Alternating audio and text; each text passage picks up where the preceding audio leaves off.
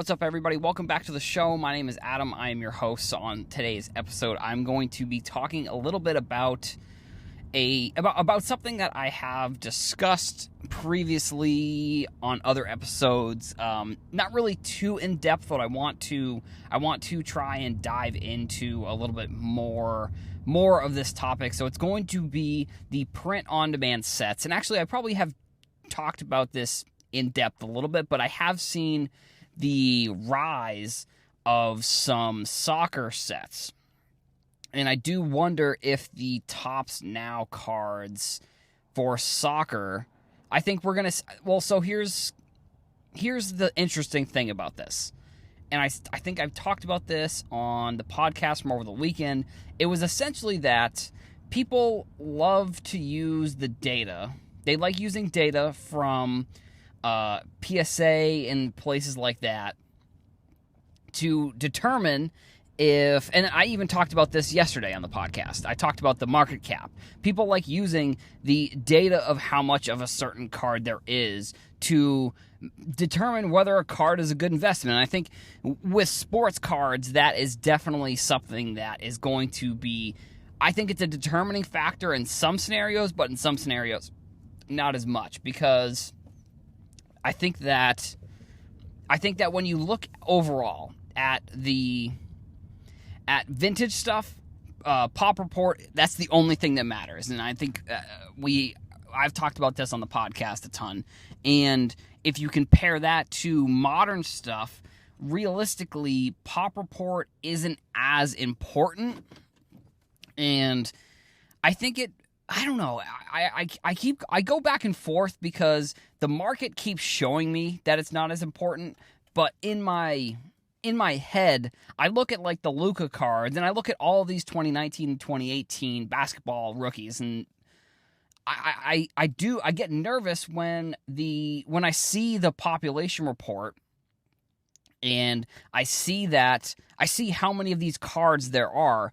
And the prices that they're going for, because if you look at like that market cap stuff I was talking about yesterday, the Luka is in the modern basketball, is the second highest PSA 10 when it comes to market cap, next to the LeBron card.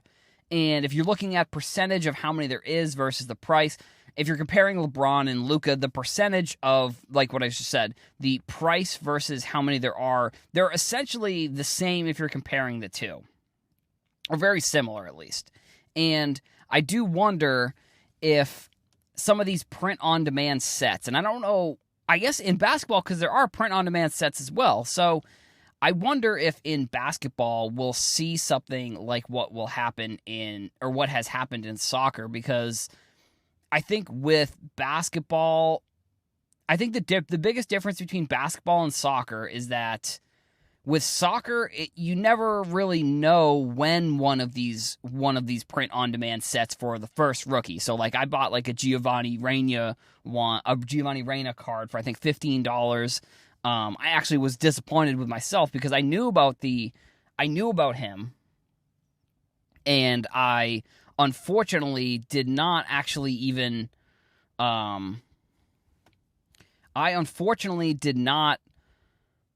Get in on the card realistically when I should have, because I knew that he had made his debut, and I wish I had actually bought those cards when they were available, and it was like literally the week after I realized that they had already come out, that it was too late for me to actually buy the cards, unfortunately. So it was too late from that standpoint. And like I said there, it's going to be predictable for basketball, but it's not going to be predictable for soccer, because I think typically you will see the debut will lead to a card depending on when it is. Like if a player like a Reina or somebody younger is making their debut in the Champions League, making their first start or making their first appearance, going from, I don't know, a smaller league to the Champions League, or going from like maybe the MLS, or maybe they were on like maybe they're on the youth team and now they are now they're making, like I said, now they're making their first appearance in, like, for like a player that I think is going to be interesting that I haven't seen his cards yet, will be Curtis Jones. So he's a player for Liverpool, and I'm not sure. I want to look into his cards a little bit more, but back to the kind of the point here. Basically, if a player, you can kind of predict that if a player is making their debut, you're going to see probably a Tops Now card, especially if it's in the Champions League. Or if they score a big goal, I mean, because that could lead to the other thing. It's like if their debut doesn't trigger them getting, and now that we're seeing the Champions League, or now that we're seeing the Tops rookie cards, the one with the rookie logos, I think we're gonna see more.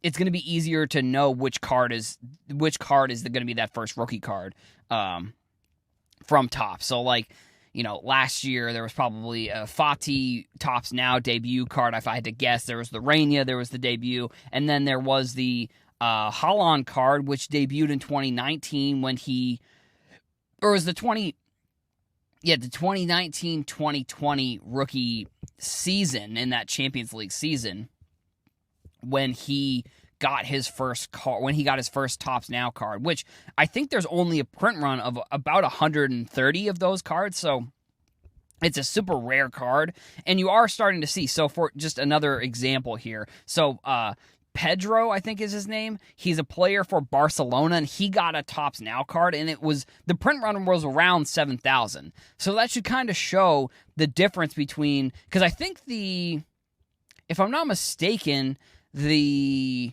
Haaland card came out around the same time this year or last year now as it did when this card came out. So it should show kind of I think it's an important difference when you see, especially because this is a Barcelona player, so it's not like this guy is on a random team or like a team that's not super popular.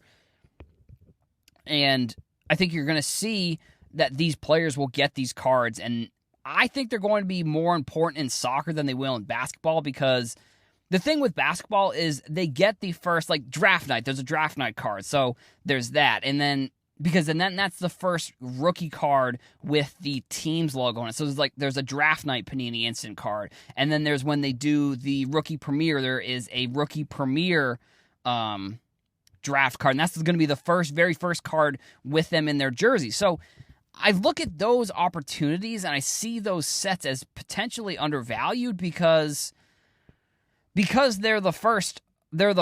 And I think they're also a little bit cheaper too. That's kind of the other thing. Like, you can get a PSA 10 Zion draft night Panini Instant card. You probably can get it around $100 to $150.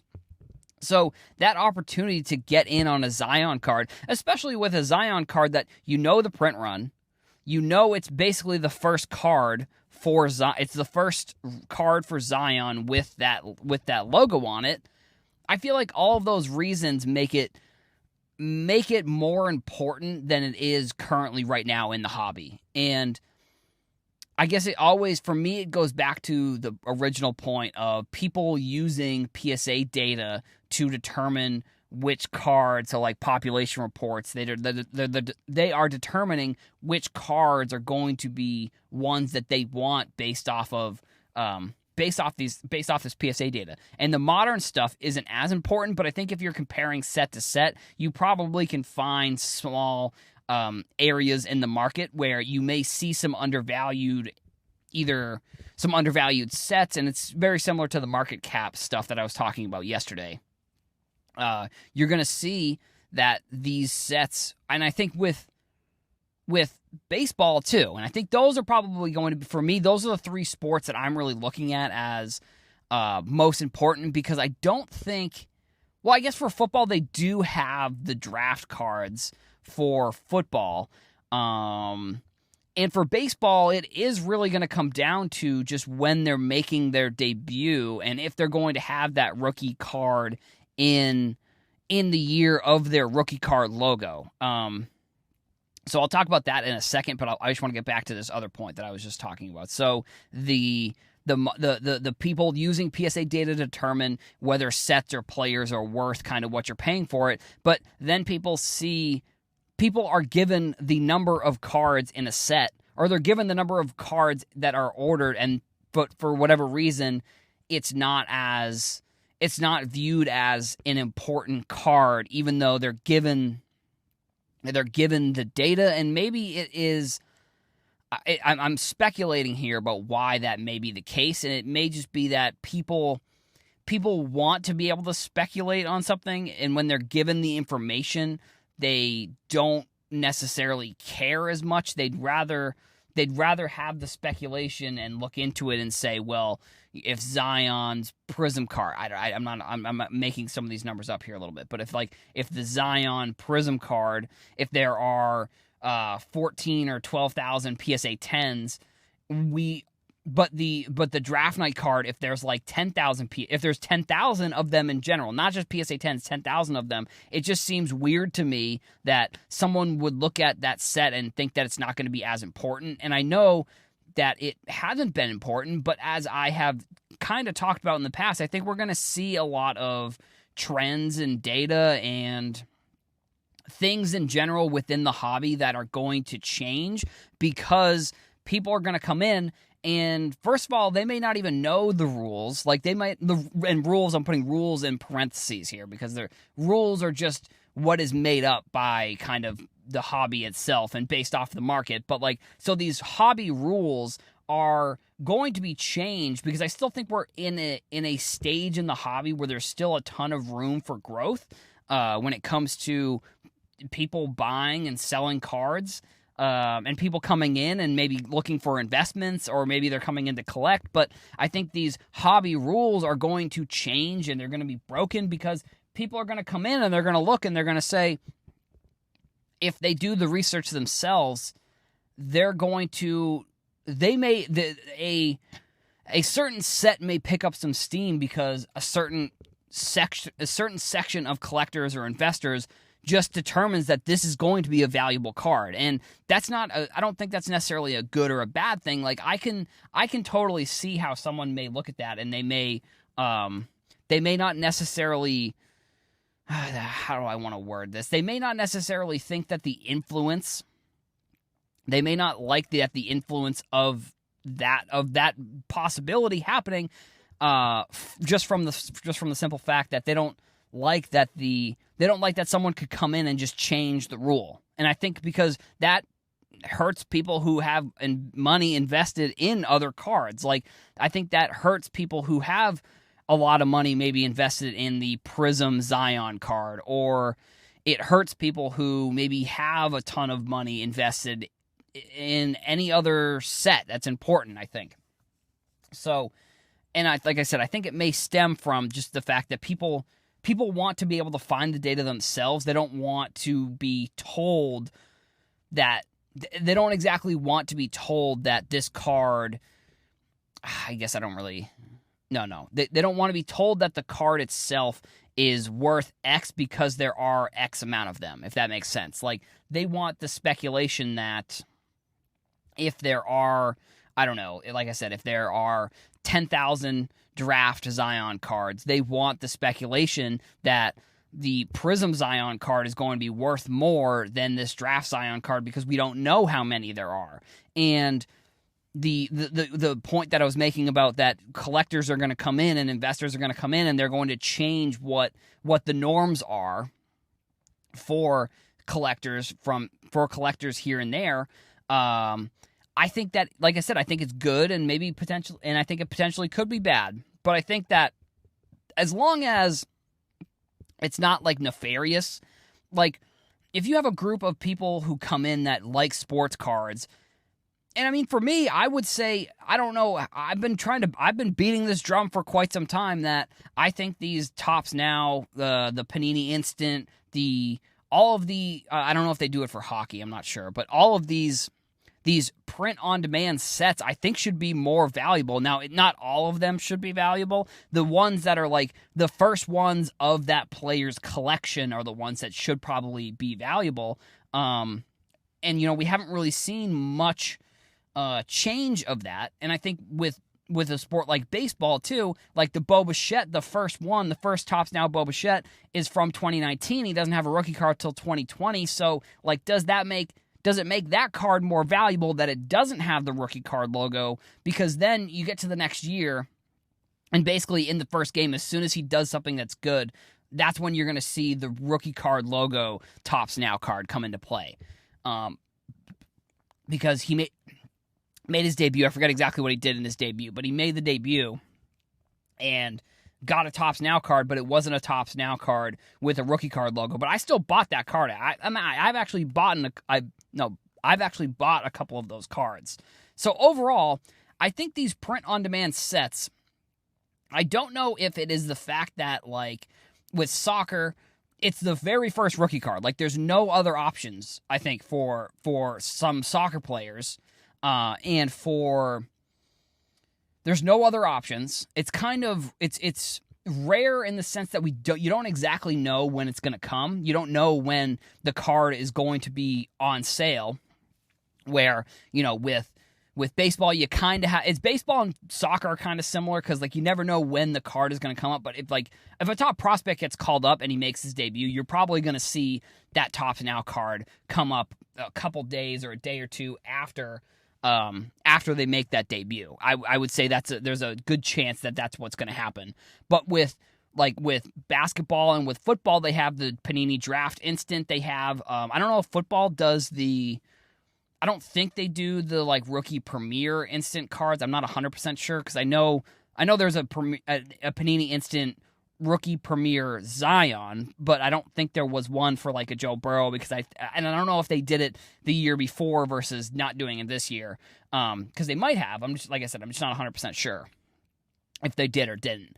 But I look at that and I say it could just be the fact that it may not be as popular because people know it's coming. Like, people know that this card is going to come up when they get drafted, or they know that once the Rookie Premier comes, all of these Rookie Premier cards they all are released at the same time, where I don't think that, like, the Panini Instant, like a debut Panini Instant card, I don't think that's something that they do with football. With basketball, I think they do it. But at that point, there are multiple different rookie cards that are available already for those players for basketball and for football. So, like, for soccer and baseball, those are the only ones that are going to be available in most cases. I would say for baseball, it could be different. But for soccer especially, typically that's going to be the first one of that player's set of cards. So that's kind of my thoughts behind the print-on-demand set and the rise of what I think is a good thing for print-on-demand sets if you're buying them. And Topps Living is also in this conversation, but I'm not including it necessarily in this specific discussion because I've talked about that in the past, and I think that specific set is going to be much different. It's a different type of conversation compared to the Topps Now and the Panini Instant cards. So that's why I didn't include it in this conversation. And that's all I've got for today's episode. So I want to thank you all for listening. If you're watching on YouTube, if you want to like this video, leave a comment. Maybe that would be phenomenal. If you are listening on iTunes, you want to leave a review, that would be great. Or subscribe, that would be really awesome. Want to follow on Twitter, TikTok, Instagram, YouTube, Reddit, all those places. Thank you all for listening, and I will see you in the next one.